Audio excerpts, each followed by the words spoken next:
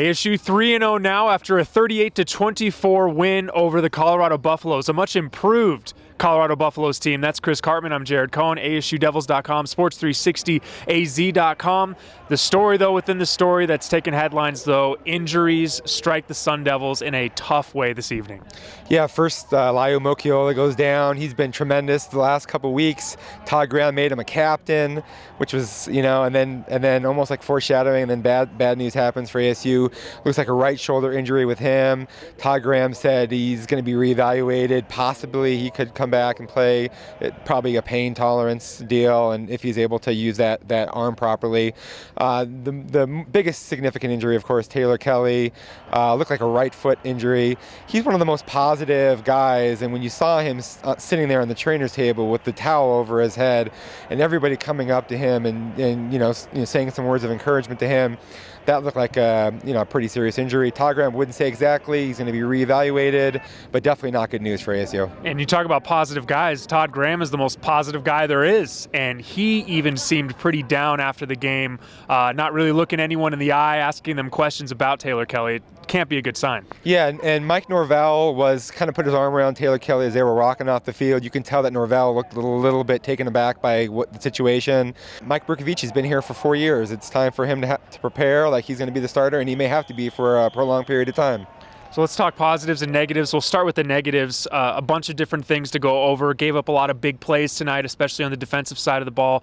Some players missing assignments. Your takeaway from the negatives we saw here in Boulder tonight? Right. Well, Todd Graham said they had 9 big mistakes and critical errors, basically, in that New Mexico game, and that was the threshold of what they can tolerate and still come away with a win.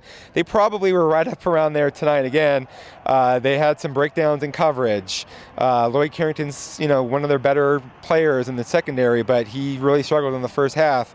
DJ Calhoun had some mistakes, showing that he's still a freshman, even though he's really talented.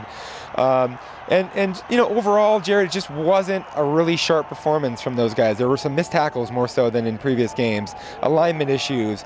They let plays in the run and the pass kind of do things that really they shouldn't have, and that's something that just you really can't have if you're going to want to beat better teams. And one other thing that Todd Graham mentioned was 8 penalties, which he believes might be the most ever since he took over as head coach. Let's now talk about positives, though, because this was a win after all. DJ Foster was great again, and there was also some other players that stepped up in crucial roles over the course of the game and really came through. Yeah, they've been looking for a double backer to really step up, and Antonio Longino had the best performance of anybody at that position so far. A couple tackles for loss. He was in on a lot of plays. And, I thought, overall Marcus Hardison probably had his best game. He's kind of slowly been emerging, coming into his own. In the first half in particular, he was really good. The player of the game defensively for ASU was Jordan Simone. He had that big interception on the deep ball where he ran probably 40 yards to make a play. And then when the momentum was really going against ASU, he got a strip, and then ASU scored because they had the ball at like 10-yard line.